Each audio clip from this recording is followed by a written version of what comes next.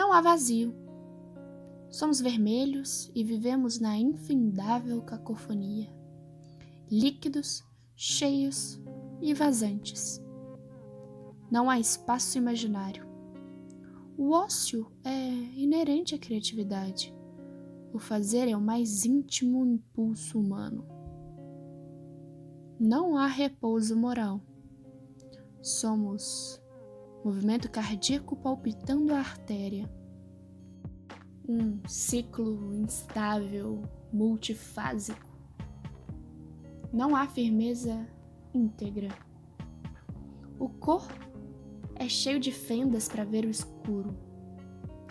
As marcas cintilam entre cada um dos músculos desgastados.